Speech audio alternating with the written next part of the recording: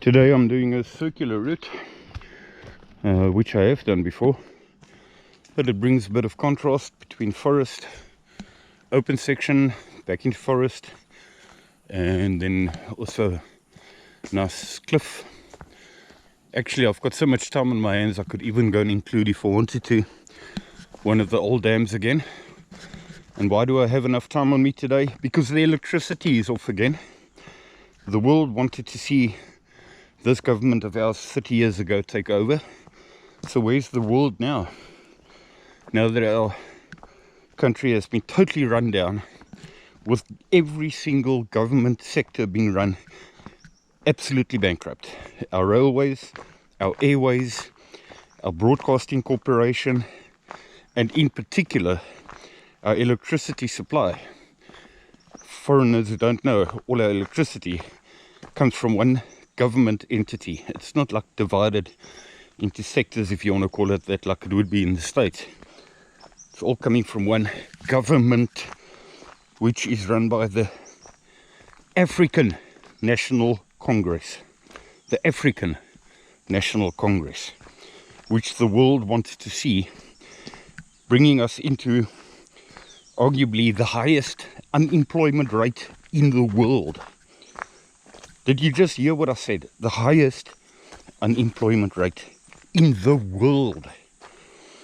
If we're not in the highest, I can guarantee you we're in the top 5 in terms of unemployment. So now today, again, we're sitting without electricity for at least 6 hours, and 6 hours tomorrow. And what I find interesting about all of this, well, it's common actually. Have a look at Sri Lanka, how their country has collapsed. At least the Sri Lankans are frustrated and have the common sense to stand up to their government and realize that their government has fucked things up. They have an uprise at least. We're now 30 years, just about 30 years here in South Africa, into what the majority of South Africans wanted. Before the ANC took over, they wanted the ANC. They've got it now. They've had it for 30 odd years. And to this day, they do not have the common sense to realize that we are not going down. We are down. We are finished unless a miracle happens in terms of electricity supply, employment, infrastructure, building dams, road maintenance, new roads, all kinds of development. At least we had that in the past, with people that had the ability to think ahead. I've said it so many times. How long is it going to take the majority in South Africa to stop looking at the fucking past and realize it's time to realize that they must look at the now, the unemployment, and stand up and say, yes, we have made a mistake. This government is not bringing us what we thought it would. This government is as corrupt as can be. No thank you, we've made a mistake. We will vote for the Democratic Alliance. There are some people that have started doing that, but not nearly enough, trust me. And it's sad, frustrating that it's so, country is so broken down, it's going to take forever to bring it back to its knees. And that's one thing the majority in South Africa that cannot really, they would expect everything to be fixed overnight. Let's say they decided, right, okay, tonight I'm gonna vote for another party. I'm definitely going to vote for another party, all of them. They would expect everything to be fixed overnight. Free housing. That's what they all want. They want free housing, free electricity, free water, free everything. And they would expect that tomorrow morning. I'm just telling you what's going on in this country. And I'm asking you, world, where are you, world? Where is the world that wanted this government? Why is the world not standing up and saying, this is not what we expected? This is arguably a 50-50. Had we known it would be run down like this, then perhaps 50% should have stayed the way it was. Anyway, my frustrating preach of the afternoon's over, and we're going to get to a nice section now where we start going uphill. I've got a little surprise for you guys. It's been a while since I've seen a tortoise. Little buddy. Bicycles are going to go over you, yeah. Okay. You want me to pick you up? I think I should pick you up and put you in a safer place. I think I should just pick you up a bit and put you in a safer place. I don't want him to land. The railway line is just on the other side there. Don't want him to fall down on the railway line. Hey buddy. I think let's shift him a bit here. Been ages since I've seen one.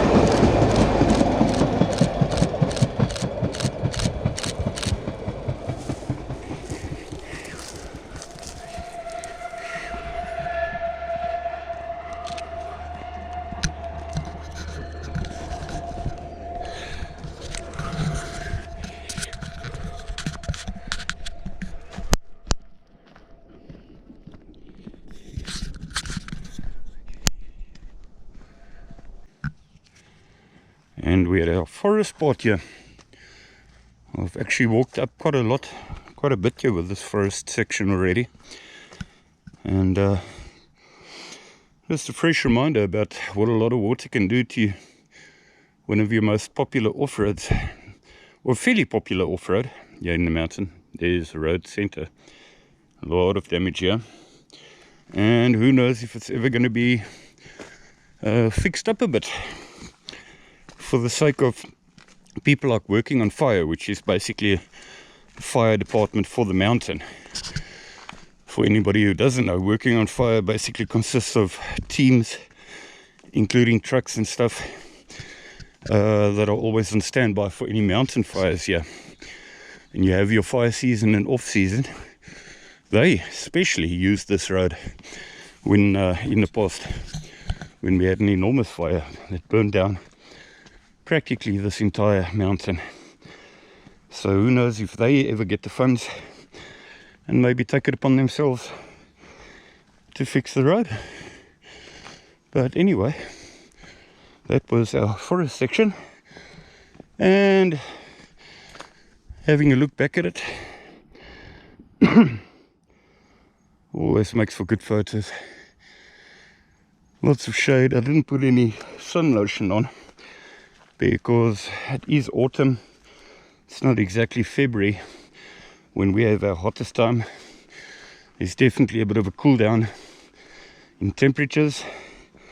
And our next section will have a nice view of town, actually, if it's not too overgrown on one or two of the sides there. So let's go and have a look.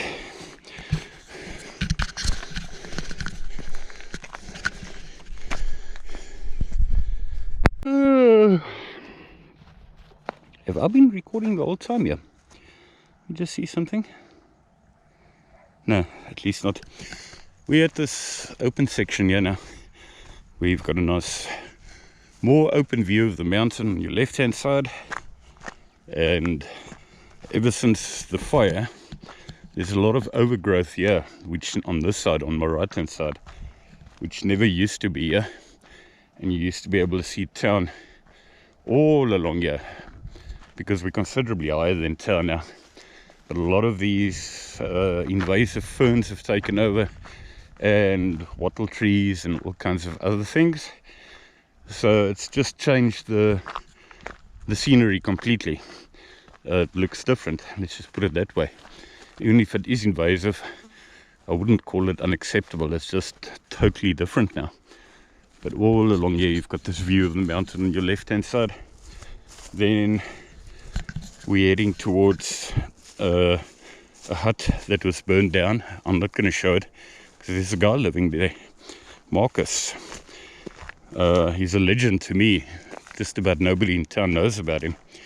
And when we had that fire, he had a hut that he had built with his own two arms, own two hands, and that hut had burned down.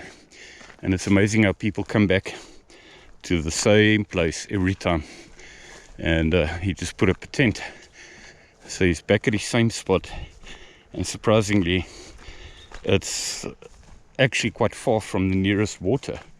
I used to walk through here, which would take me to a little stream at the bottom there, but it is like seriously enclosed by invasive trees now.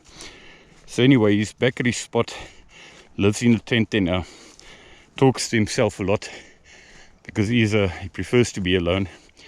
So the few times that I have spotted him walking up here, he's just continuously talking to himself and entertaining himself. Not drunk. You can, if you get into a conversation with him, you can see he's not drunk, and he's certainly not on drugs. It's just the impact, probably the impact that it has when you're for so long by yourself. And yeah, it won't be long. I'm not going to film it, but now we'll be in another sort of forest section consisting more of invasive, different kind of trees, and I might just film there.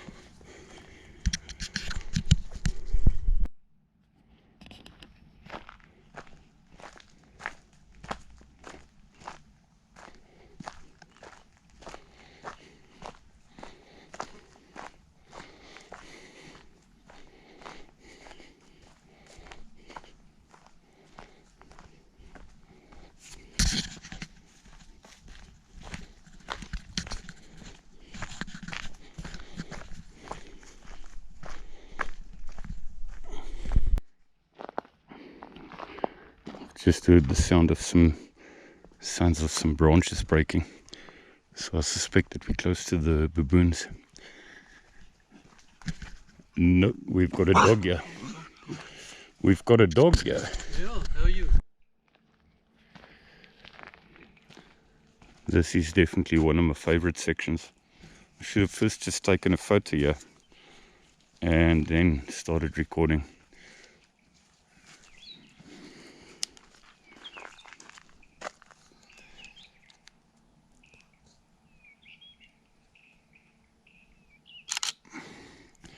Sorry for that delay. I'll carry on recording now.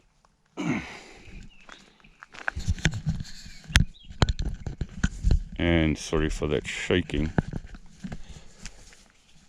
Sorry for the shaking. Yeah, you've got this cliff again at the top here. All beautifully green autumn leaves there, which you may or may not see. Red, orangey leaves. Green, lush cliff at the top, which I've climbed up numerous times before. You just check the lighting on here, because this is one of those places where you have to hold it carefully or you're not going to see anything. There you go. If I go anywhere up there, you're going to battle to see that cliff. Like that. Just look at the right at the top of the screen there. And this tree, which stands out pretty much from the rest here with its color, deserves a photo perhaps again. It's that time of the year. This piece of path looks fairly fresh. Quite honestly, it looks like somebody possibly lives here. Let's follow it.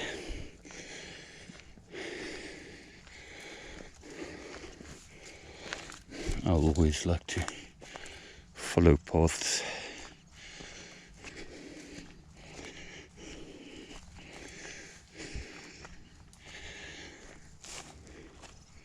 Piece of clothing there.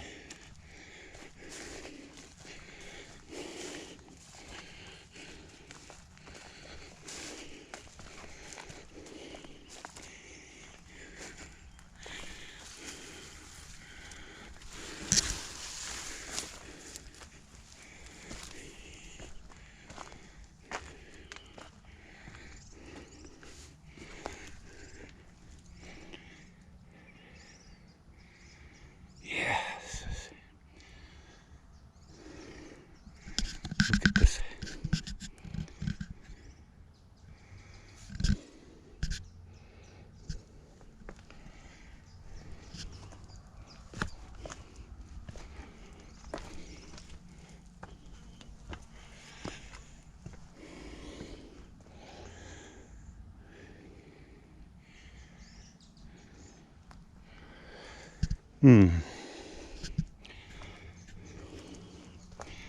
Have a good look at these clothes.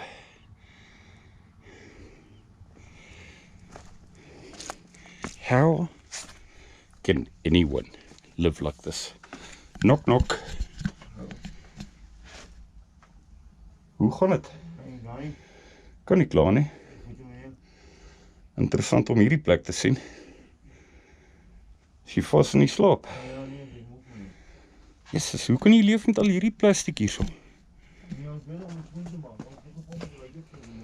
As jy so sê. Fuck it.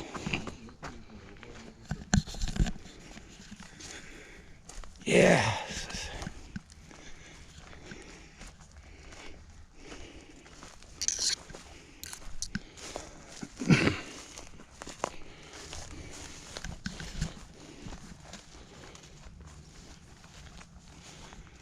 Interesting. Well, now that was an interesting experience. We've just found a new dirty man living in the mountains, and that place didn't have anybody in it before. I don't know whether he honestly thought to himself, nobody's ever going to discover him.